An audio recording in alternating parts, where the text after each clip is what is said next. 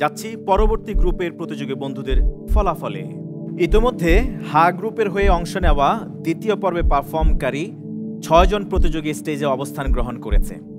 প্রিয় দর্শক শ্রোতা, এই ৬ জন প্রতিযোগীর সাথে আরও একবারের মতো পরিচয় করে দিব আপনাদেরকে টিভি স্ক্রিনের সাহায্যে। আলোকিত কোরআন, আলোকিত কোরআন।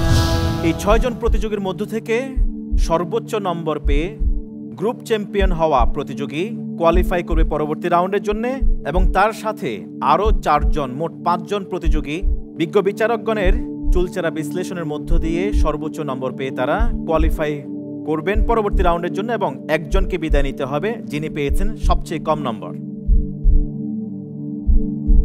এই পর্যায়ে গ্রুপ চ্যাম্পিয়নের নাম ঘোষণা করছি।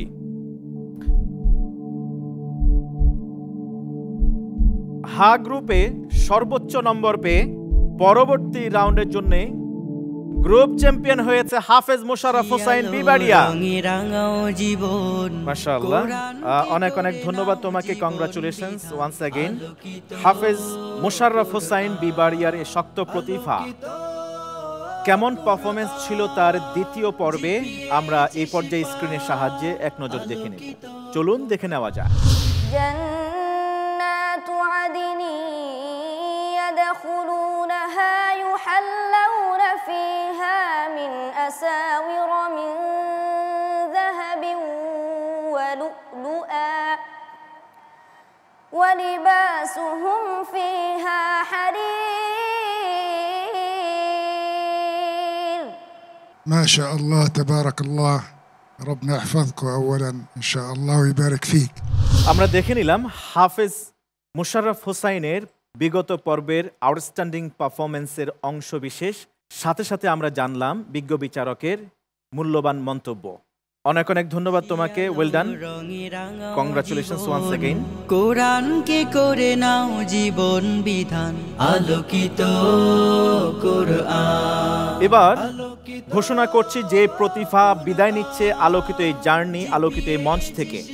আলোকিত এই মঞ্চ থেকে এবারের মতো বিদায় নিচ্ছে হাফেজ আমিনুল ইসলাম, নাকি হাফেজ রুকনুদ্দিন সুরাইহ, হাফেজ ফয়জুল করিম, হাফেজ তৌহিদুল ইসলাম তলহা, নাকি হাফেজ মুহাম্মদ ইবনু আব্দুর রহমান?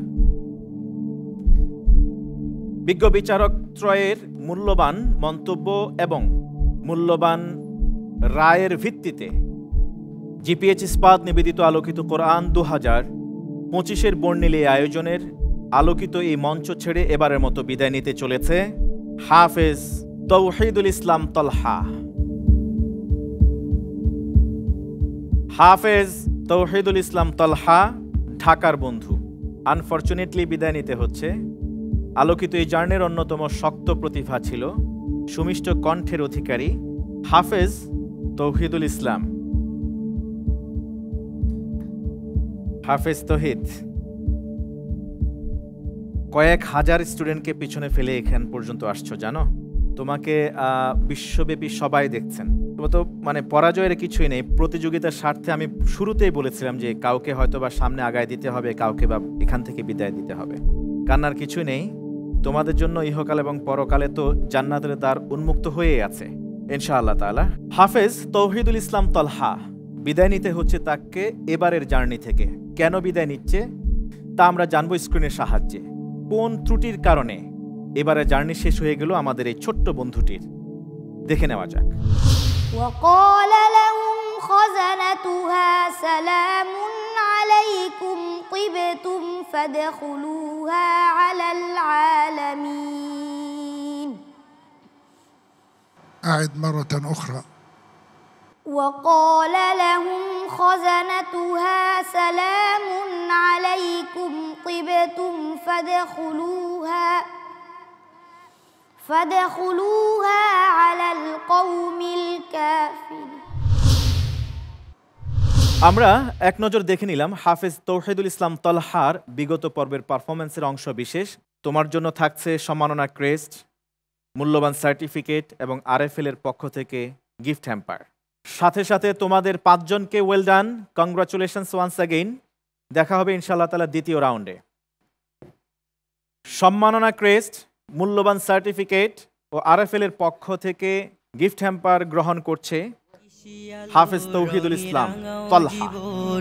কোরআনকে করে নাও জীবন বিধান, আলোকিত কোরআন, আলোকিত। হাফেজ তৌহিদুল ইসলাম তলহার মতো ছোট্ট এ ক্ষুদে প্রতিভাদেরকে বিদায় দিতে সত্যি অন্তরে রক্তক্ষরণ হচ্ছে, ব্যথা অনুভব হচ্ছে। কিন্তু প্রতিযোগিতার স্বার্থে এক এক করে এভাবে এই ক্ষুদে মতিদের বিদায় দিতে হবে আলোকিত এই মঞ্চ থেকে। তোমাদেরকে ধন্যবাদ জানাচ্ছি আমাদেরকে সহযোগিতা করবার জন্য। তোমরা এবার আসতে পারো। জাযাকুমুল্লাহু খাইরান।